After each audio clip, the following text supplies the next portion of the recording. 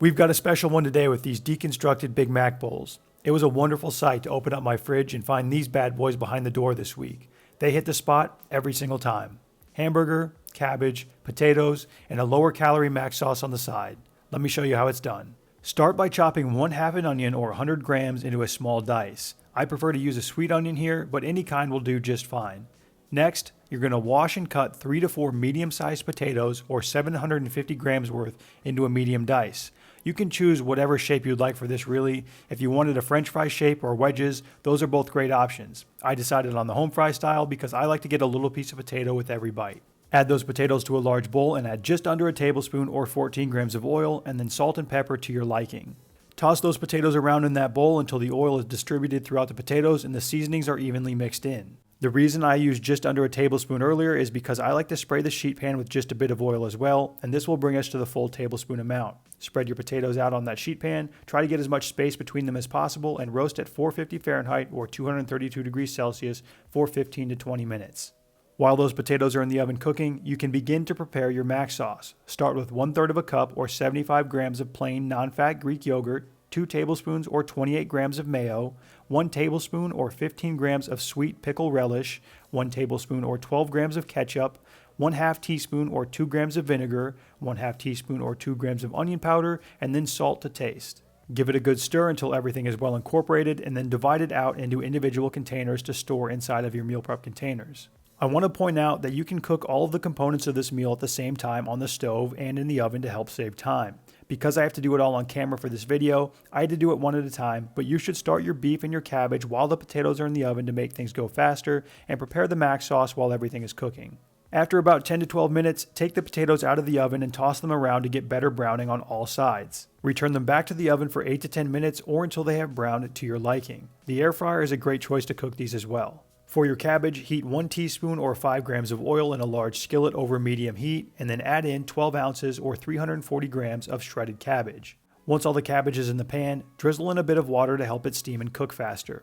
1 to 2 tablespoons should be plenty. Lightly season that with salt, and then add 1 teaspoon or 4 grams of garlic powder and mix it all together. The reason I use cabbage here is because lettuce is too delicate for meal prep in the microwave. When you microwave lettuce, it doesn't hold up well and it just gets soggy. Cabbage is a bit hardier and can handle the heat much better. I normally do shredded Brussels sprouts instead of the cabbage, but the bags of shredded Brussels sprouts at my grocery store when I was shopping all look disgusting, so cabbage it is this time. Once that cabbage is finished, or in a different skillet, add 2 teaspoons or 10 grams of oil, and then add in your onions. I wanted to get some good caramelization on these onions to bring out their sweetness and add another layer of flavor to this meal. I wasn't looking for jammy, brown onions like you would want for French onion soup, but take them past the stage of translucent and try to get some deeper browning on them to get that extra flavor. Adding another drizzle of water and salt at this step can help to speed up that process. After they have had the chance to develop that color that we're looking for, move them to the perimeter of your skillet and add another 5 grams or so of oil for the beef. Lightly season 2 pounds or 908 grams of 93.7 ground beef with salt and pepper and add it to the center of your skillet. Allow that beef to brown, and once it is finished, you can begin plating. As I mentioned earlier, you can cook the potatoes, cabbage, and beef all at the same time to help you move faster. Get the potatoes into the oven first since they take the longest, and then get 2 skillets going for the cabbage and for the beef. This recipe makes 5 servings, so get out 5 of your meal prep containers and line them up. Start dividing each component of the meal into all of your containers. I just eyeball this. It's not that hard to evenly divide it. Will it be perfect in every container? Probably not, but that doesn't really matter if you eat all the meals by the end of the week. Each dish gets 1 container of that mac sauce that we made earlier, and then measure out 1/4 of a cup or 25 grams of shredded cheddar cheese and spread that out evenly over the top of each dish. This entire recipe has around 2,670 calories. No matter how you divide that, it's always going to be 2,670 calories. It doesn't matter if one dish has slightly more than another, and even if it did, it's not going to be by a drastic amount. If you want exact amounts, weigh the total amount of each component of the dish and divide that weight by 5. That amount is what goes into each container. I don't do it this way because it's way too much effort for me for something that makes absolutely no difference in the end. If that's the way that you prefer it, be my guest.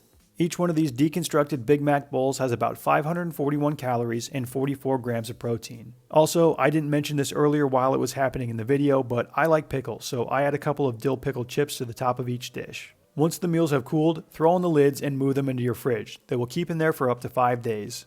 Now let's talk reheating. I reheat just about all of my meals in the microwave. The mac sauce and the pickles don't need to be reheated, so move those off to the side and then microwave everything else.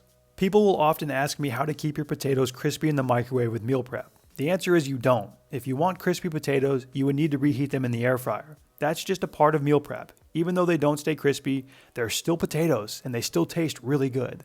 To eat this meal, I dip my fork in the mac sauce, spread it on a bite of the food, and have at it. This particular meal was meal 5 days after I cooked it, and it still tasted awesome. I don't eat beef all that often, and sometimes I forget just how fracking good it is. Shout out to beef. So there you have it, deconstructed Big Mac bowls. If you make good use of your time in the kitchen and double up on cooking things, you can probably have this one done in around 35 minutes. In the description of this video, there is a link to the full written version of this recipe with all the ingredients and instructions needed to make it on my website. You can go and find it there. If you guys end up trying this, I'd love to see your recreations. Take a picture and tag me on Instagram @themealprepmanual. That's all for this one. Later, skaters.